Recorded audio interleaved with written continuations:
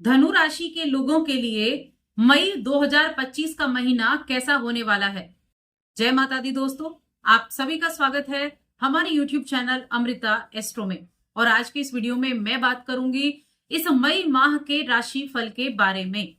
देखिए, इस वर्ष की जब शुरुआत हुई तब से ही बड़े बड़े ग्रहों के गोचर की बात चल रही थी, मई के माह की बात चल रही थी, क्योंकि इस महीने में राहु और बृहस्पति इन दो ग्रहों का राशि परिवर्तन होना है। शनि का राशि परिवर्तन हो चुका है और ये दो ग्रह इस महीने में राशि बदलेंगे, साथ में केतु का भी राशि परिवर्तन होगा। अब ये धीमी गति से चलते हैं तो उतने ही दिन, जितने दिन एक राशि में रहेंगे उतने ही दिनों में ये अपने रिजल्ट भी देते हैं। लेकिन मई के महीने में क्या कुछ बदलाव होगा? बदलाव इसलिए भी होगा क्योंकि एक राशि में से निकलकर जब दूसरी राशि में प्लैनेट जाता है तो जहां पहले से विराजमान था उसके फल पूरे करेगा, उसके बाद दूसरे में गोचर करेगा, तो बड़ा परिवर्तन जीवन में देखने को मिलता है। तो सबसे पहले मैं ग्रहों की स्थिति की बात कर लेती हूं धनु राशि के जातकों के लिए। अब देखिए, यहां अगर देखा जाए तो आपकी राशि, ये जो राशिफल है ये चंद्र राशि पर आधारित है। अगर आप अपनी राशि देखें तो यहाँ आपके जो तीसरा घर है, देखिए पहले तो आपके चौथे घर में राहु थे, लेकिन 18 मई को ये आपके तीसरे घर में आ जाएंगे। एक चीज यहाँ बहुत इंपॉर्टेंट है कि राहु जो है ना, राहु जैसा जो ग्रह है वो तीसरे घर में बहुत अच्छे रिजल्ट देता है। पापी ग्रह अगर तीसरे घर में आए, छठे घर में आए तो बहुत अच्छे रिजल्ट देता है। तो ये गोचर आपके लिए बहुत अच्छा होने वाला है। दूसरा, आपका जो धनु राशि के जातकों का जो चौथा भाव है वहां पर शनि और शुक्र मौजूद हैं, जो 18 मई से दोनों एक साथ रहेंगे। 18 मई तक तो राहु भी है, राहु 18 मई को जाएंगे तो यहाँ पर शनि और शुक्र बचेंगे।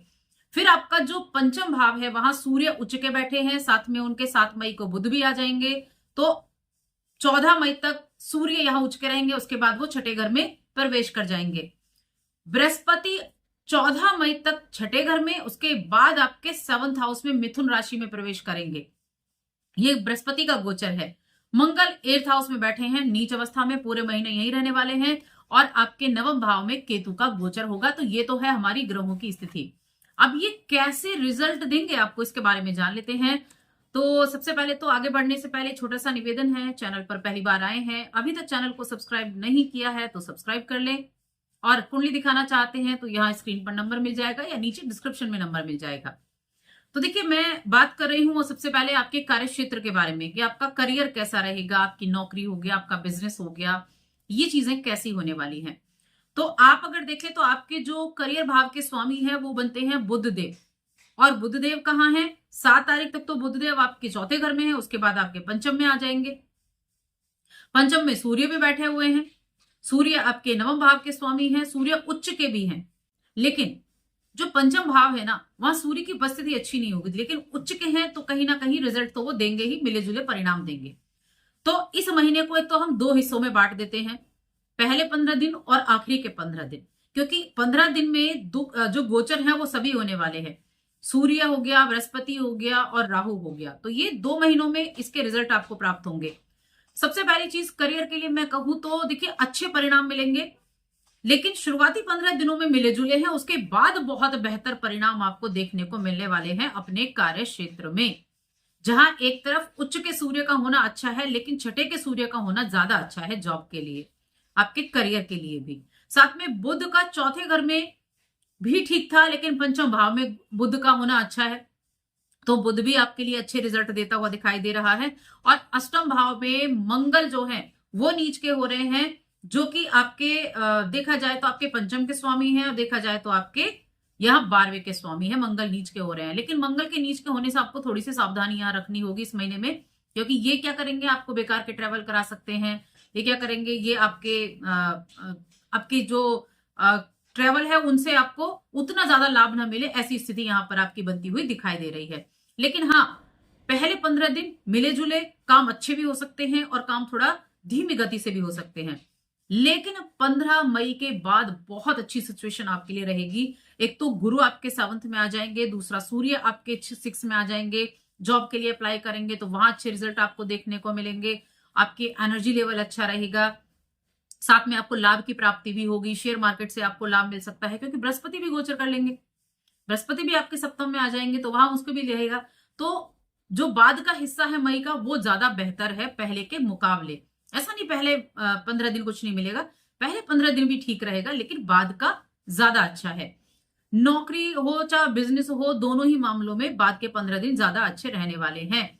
और आप बिजनेस करते हैं तो बिजनेस के मामले में आपको अच्छा सम्मान भी प्राप्त हो सकता है। देखिए, बिजनेस के स्वामी बुधदेव होते हैं जो पंचम में और छठे में रहेंगे।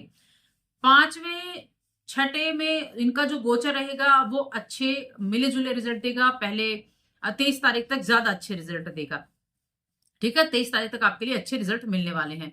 फाइनेंशियल कंडीशन की मैं बात करती हूँ, देखिए फाइनेंशियल कंडीशन को अगर हम देखें तो शुक्र जो है ना वो उच्च अवस्था में है। शुक्र क्या है? शुक्र आपके छठे घर के स्वामी है, शुक्र आपके 11th हाउस लाभ के स्वामी है। उनका उच्च का होना 12वें चौथे घर में आपको मकान का सुख, वाहन का सुख, सुख संपत्ति दिलाना, घर परिवार की हर एक खुशियां आपको मिलेंगी। घर में कोई लग्जरी आइटम आप खरीद सकते हैं। तो लाभ भाव में यहाँ इनका होना आपके लिए आपके कर्म के अनुसार लाभ की प्राप्ति कराएगा। आपको सहयोग मिलेगा, गुरु का भी सहयोग मिलेगा। गुरु आपके धन में भी बढ़ोतरी करने वाले हैं इस सप्ताह में। देखिए, गुरु की जो दृष्टि है ना वो आपकी राशि पर रहेगी, अपनी राशि को देखेंगे। धनु राशि है ना, तो 7वें घर में बैठकर अपनी राशि को देखेंगे। धर्म कर्म में आपकी रुचि बढ़ेगी। साथ में आपका व्यवहार बहुत अच्छा रहेगा, सबके साथ नम्र व्यवहार रहेगा। आप सबकी हेल्प भी करते हुए दिखाई देंगे। तो इस महीने में लाभ की प्राप्ति होगी, लेकिन पीछे 15 दिनों में ज्यादा अच्छे लाभ की प्राप्ति होगी। आपके बिजनेस एक से ज्यादा हो सकते हैं, अपॉर्चुनिटी एक से ज्यादा हो सकती है बिजनेस में। देखिए, लाभ है ना, जहां हम लाभ की बात करते हैं, एक से ज्यादा कार्य क्षेत्र हो सकते हैं। हो सकता है आप छोटे छोटे कई कामों से जुड़ जाएं, तो आपके लिए यहाँ इनकम के जो साधन है वो कई हो सकते हैं।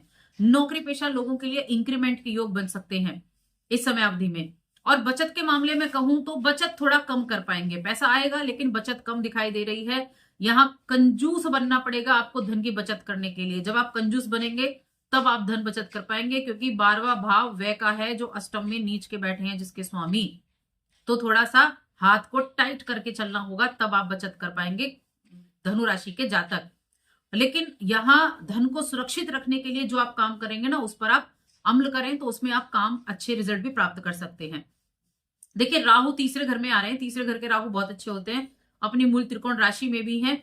और तीसरे घर में आना राहु का आपको बहुत एनर्जेटिक बनाएगा, आपके संचार को अच्छा रखेगा, आपका कम्युनिकेशन अच्छा रहेगा, आपको कमीशन से लाभ दिलाएगा, आईटी फील्ड से लाभ दिलाएगा, आपको मीडिया के थ्रू पॉपुलर बनाएगा। अगर आप अपनी फेस को क्रिएट करना चाहते हैं, अपनी फेस वैल्यू का कमाना चाहते हैं, तो ये राहु यहां बैठकर मीडिया के फील्ड से जुड़े हुए यूट्यूबर्स के लिए, कोई फिलोसफर है उसके लिए बहुत अच्छी अपॉर्चुनिटी लेकर आया है।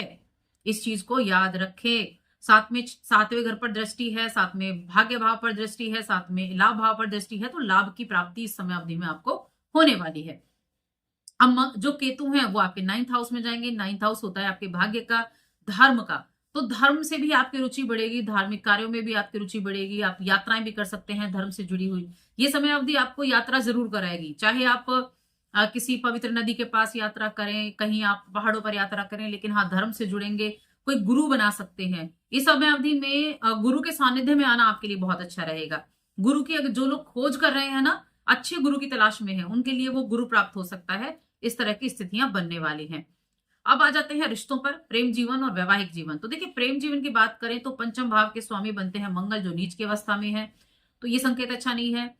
साथ में थोड़ा बहुत आर्ग्यूमेंट, थोड़ी बहुत लड़ाइयां देखने को मिल सकती हैं प्रेम जीवन के मामले में। लेकिन यहाँ क्या होगा कि मौके अगर आप ना दें एक दूसरे को आर्ग्यूमेंट के, तो थोड़ा राहत मिल सकती है। और कब? 18 तारीख के बाद जब गुरु का गोचर होगा, तब यहाँ गुरु चीजों को ठीक करने का प्रयास करेंगे, लेकिन फिर भी अपनी तरफ से सावधानी रखनी है। वैवाहिक जीवन अगर देखा जाए तो वैवाहिक जीवन के मामले में अच्छा है। देखिए, शुक्र वैसे तो उच्च के हैं चौथे घर में, तो वैवाहिक सुख तो दिलाएंगे वो आपको। वैवाहिक सुख के मामले में चीजें जो है वो अच्छी रहने वाली है। विवाह के भाव के स्वामी जो है वो भी अच्छी पोजीशन में है, तो वैवाहिक जीवन आपका अच्छा रहने वाला है। और अगर हम पारिवारिक जीवन की बात करें तो परिवार के हिसाब से देखा जाए तो परिवार भाव के स्वामी, दूसरे भाव के स्वामी शनि है, चौथे भाव के स्वामी गुरु हैं। तो ये सभी मिलकर इनका जो रिजल्ट मिलेगा वो मिले जुले प्रभाव देने वाला होगा। अगर आप एक संयुक्त परिवार में रहते हैं तो थोड़ी सावधानी आपको रखनी होगी। आप बातचीत करते समय शब्दों का प्रयोग ध्यान से करना होगा, क्योंकि मंगल की दृष्टि आपके कुटुंब के भाव पर है। मंगल आर्ग्यूमेंट करा सकता है, मंगल क्रोध दिला सकता है, तो थोड़ा परिवार में संयुक्त परिवार में रहते हैं तो ध्यान रखना है, कुटुंब के साथ बैठते हैं तो ध्यान रखना है। और यहाँ देखिए शनि की अगर मैं बात करूं तो शनि जो है चौथे घर में है। चौथे घर में बैठकर शनि दिलाते तो सब कुछ है और शुक्र के साथ भी बैठे हुए हैं, दिलाते तो सब कुछ है, लेकिन साथ में थोड़ा सा ध्यान भी रखना होता है। शनि अभी 2.5 वर्ष तक इस राशि में रहने वाले हैं और कहीं ना कहीं प्रॉपर्टी से जुड़े हुए लाभ भी आपको मिलेंगे। आप सेवा का काम जो करेंगे, दान धर्म का जो काम करेंगे, वो आपके लिए बहुत अच्छा रहेगा। कुछ मजदूरों को दान वान दे दिया, बुजुर्गों की सेवा कर दी, तो वो आपके लिए ज्यादा अच्छा रहेगा। स्टूडेंट्स की बात करते हैं तो पंचम भाव शिक्षा का भाव है, जिसके स्वामी मंगल हैं, अष्टम में नीच के हैं, तो रिसर्च के फील्ड से जुड़े लोगों के लिए अच्छा है। हायर एजुकेशन से जुड़े लोगों के लिए अच्छा है, क्योंकि नवम भाव के स्वामी उच्च के हो रहे हैं पंचम में। चौथे घर के स्वामी गुरु का गोचर है इस महीने। शनि चौथे घर में बैठे हुए हैं, शनि और शुक्र। थोड़ा आलस छोटे बच्चों को आ सकता है, लेकिन आप चीजों की तरफ अट्रैक्ट भी जल्दी होंगे, तो थोड़ा ध्यान रखते हुए कार्य करना है। हायर एजुकेशन के लिए मैं कहूंगी अच्छा है। बाहर जाना चाहते हैं पढ़ने के लिए तो उनके लिए भी ठीक ठाक रहने वाला है, लेकिन फिर भी फोकस बनाकर चलें, व्यर्थ में समय को ना गंवाएं। अब बात करते हैं हम उपायों के बारे में, क्या उपाय आपके लिए अच्छे रहेंगे। तो देखिए हनुमान चालीसा का पाठ जरूर करें, क्योंकि अष्टम के मंगल है। थोड़ा कहीं ना कहीं ये चोट वगैरह लगवाने का यहाँ पर रिस्क रहता है, एक्सीडेंट वगैरह का रिस्क रहता है, लड़ाई झगड़े का कुटुंब में रहता है, तो हनुमान चालीसा का पाठ नियमित रूप से करें। भगवान सूर्य को प्रतिदिन अर्घ्य दें, इस चीज का भी कार्य करें, क्योंकि पंचम और छठे भाव में सूर्य जाने वाले हैं, तो आपके लिए ये बहुत जरूरी हो जाता है। अब मंदिर में जब भी आप जाएं तो मंदिर में आप मंगलवार के दिन या शनिवार के दिन आप कर सकते हैं चने की दाल और गुड़ का दान कर दें। ये 3 उपाय आप कर सकते हैं इस महीने में, जो आपके लिए इस महीने के लिए अच्छे रहेंगे। बहुत जल्दी गुरु के ऊपर विस्तार पूर्वक वीडियो आएगी कि गुरु पूरे 1 वर्ष क्या देंगे, राहु पूरे 1.5 वर्ष क्या देंगे, तो उसकी बाद में चर्चा करेंगे। तो चलिए आज की वीडियो में इतना ही। जय माता दी।